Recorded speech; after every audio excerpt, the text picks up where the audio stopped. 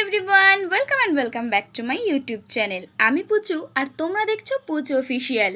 তো চলো আবারও কিন্তু একটা নতুন ভিডিও নিয়ে তোমাদের সাথে শেয়ার করতে চলে এসেছি। তোমরা যারা ফেসবুক থেকে আমার ভিডিও দেখছো তারা কিন্তু পেজটা ফলো করতে ভুলো না, আর যারা ইউটিউব থেকে দেখছো তাহলে কিন্তু চ্যানেলটা সাবস্ক্রাইব করতে ভুলো না। তো চলো আজকের ভিডিওটা একদম শুরু থেকে সকালবেলা থেকে শুরু করা যাক। সকাল থেকেই কিন্তু একদম বৃষ্টি শুরু হয়ে গিয়েছে।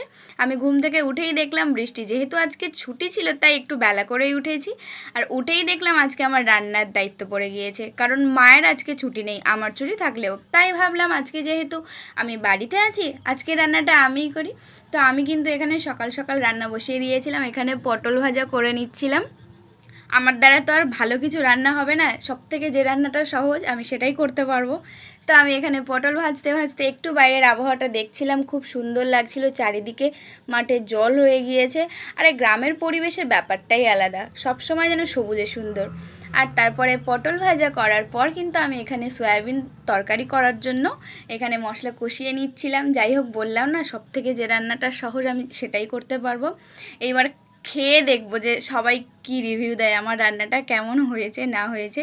যাই হোক, আশা করছি ভালো হবে। তো রান্না করতে করতে আমার খুব গরম লেগে গিয়েছিল, কারণ রান্না করলে তো গরম লাগবেই। তাই আমি এখানে একটু মাজা খেয়ে নিয়েছিলাম যাতে একটু ভালো লাগে। আর তারপর আমি এই যে তরকারিটা আমার বোনকে দিয়ে টেস্ট করাচ্ছিলাম যে কেমন হয়েছে, একটু বলতো আপাতত তুই। ও তো খেয়ে বলছিল খুব ভালো হয়েছে। যাই হোক, বাড়ির বড়রা কি বলে আমি সেটাই দেখব। তারপরে এই যে বললাম না সকাল থেকে বৃষ্টি হয়ে গিয়েছিল, আর বৃষ্টিতে তো ভিজতেই হবে, বৃষ্টিতে না ভিজলে ভালো লাগে না। যাই হোক, আমি আর আমার বোন এখানে বৃষ্টিতে ভিজছিলাম, আর ওদিক থেকে কিন্তু আমার মা খুব বকছিল।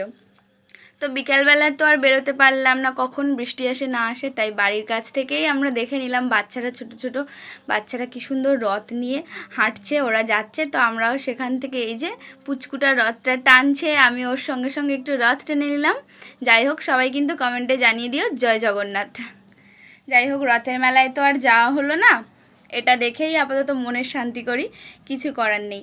আর হ্যাঁ, সবাই নিশ্চয়ই জানো যে দীঘার জগন্নাথ মন্দিরের প্রসাদ কিন্তু এখন বাড়িতে বাড়িতেই পৌঁছে গিয়েছে। তো আমার কাছেও চলে এসেছিলো। যাই হোক, আমি এখানে আজকে রথযাত্রার দিনে কিন্তু জগন্নাথ দেবের প্রসাদ পেয়ে গিয়েছিলাম, আর সেটাই আমরা এখানে খেয়ে নিচ্ছিলাম, আর খুব সুন্দর একটা ফটো দিয়েছিল। তো চলো আমরা এখানে প্রসাদ খেয়ে নিই। আর তারপরে মা গিয়েছিল বাজার, আর আমার জন্য নিয়েছিল একটা পেস্ট্রি। যতই যাই কিছু খাই না, রথযাত্রার দিনে কি বাদাম চাপা আর জিলাপি না খেলে হয়?